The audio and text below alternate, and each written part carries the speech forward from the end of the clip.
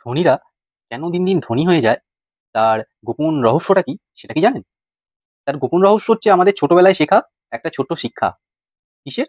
সেটা একটা ম্যাথসের ফর্মুলা। সেটা কি? সেটা হচ্ছে কম্পাউন্ডিং। আইনস্টাইনের মতে এই কম্পাউন্ডিং হচ্ছে পৃথিবীর অষ্টম আশ্চর্য। তাহলে এই কম্পাউন্ডিংটা যদি আমরা ভালো করে নিজেদের জীবনে প্রয়োগ করতে পারি, তাহলে আমরাও আস্তে আস্তে আমাদের ফিনান্সিয়াল দিক থেকে অনেক উন্নতি করতে পারবো।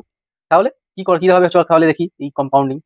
কম্পাউন্ডিং কি ছিল? কম্পাউন্ডিং ছিল কিভাবে একটা সুদের ওপরও সুদ পাওয়া যায়, সেটাই আমরা কম্পাউন্ডিং ইন্টারেস্ট হিসেবে তখন ক্যালকুলেশন করে এসেছি ম্যাথসে। তো চলো দেখা যাক আমরা কি করে এখানে করতে পারি। তাহলে এখানে আমাদের কি করতে হচ্ছে দেখো, একটা আমি ক্যালকুলেটর খুলে নিয়েছি। সেখানে কি হচ্ছে, সেখানে দেখো ফার্স্ট আমি দেখবো মাসে কত অ্যামাউন্ট আমরা যদি ইনভেস্ট যেটা আমরা করে থাকি সেটা কম্পাউন্ডিং এফেক্ট হয়ে কত টাকা হতে পারে। ছোট ছোট অ্যামাউন্ট, পার ডে 10 টাকা থেকে শুরু করে পার ডে 1000 টাকা পর্যন্ত আমি দেখাবো। পার ডে 10 টাকা মানে আমার মাসে হচ্ছে 300 টাকা। 300 টাকা যদি আমি প্রত্যেক মাসে ইনভেস্ট করি, ইনভেস্ট করলে তার এক্সপেক্টেড রিটার্ন আমি যদি অ্যাভারেজ 12% ধরি, এবং সেটা ফার্স্ট 10 বছরে কত হবে সেটা দেখবো। 10 বছরে সেই টাকাটা হবে কত? 67,211 টাকা। তার মধ্যে আমি কত, আমার ইনভেস্টমেন্ট কত? 36,000 টাকা। তার মানে হাফ টাকা আমার ইনভেস্টমেন্ট, হাফ টাকা আমাদের ইন্টারেস্ট আসছে।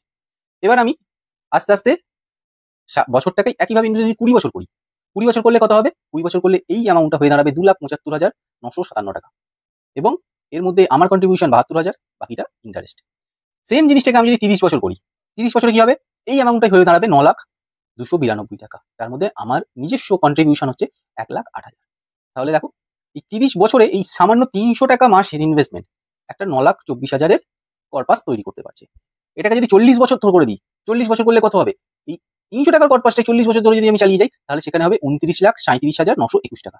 দেখো, 10 টাকা পার ডে, মানে সেটা আমাকে 40 বছরের ইনভেস্টমেন্টে পৌঁছে দিল 29 লক্ষ টাকায়। হ্যাঁ, ইনফ্লেশন অ্যাডজাস্টেড ভ্যালুটা অনেক কম হবে তখন, কিন্তু সেটা চিন্তা করে দেখো। দেন 10 টাকাটা 100 টাকা যদি হয়, তাহলে আমার মাসে হয়ে গেল 3,000 টাকা। তাহলে 3,000 টাকা হলে ফার্স্ট কত? ফার্স্ট হচ্ছে আমার 10 বছর।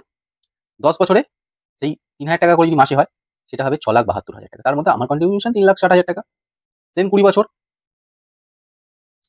20 বছরে কত হবে? 27,59,572, যার মধ্যে নিজস্ব কন্ট্রিবিউশন 7,20,000। 30 বছরে, 30 বছরে হয়ে যাবে সেটা 92,42,920, যার মধ্যে আমার কন্ট্রিবিউশন থাকে মাত্র 10,80,000।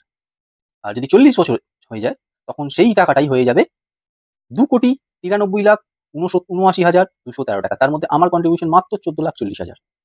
তাহলে এটা গেল পার ডে 100 টাকা। দেন পার ডে যদি 1,000 টাকা হয়, তাহলে মাসে কত হবে? 30,000। সেম জিনিস 12% ইন্টারেস্টেই আমি কখন ক্যালকুলেশন করবো। তাহলে যখন 30,000 টাকা করে হবে 10 বছরে, কত অ্যামাউন্ট হবে? এই 67,21,077 টাকা। তার মধ্যে 36 লাখ টাকা আমার কন্ট্রিবিউশন, 30,000 টাকা। দেন এটা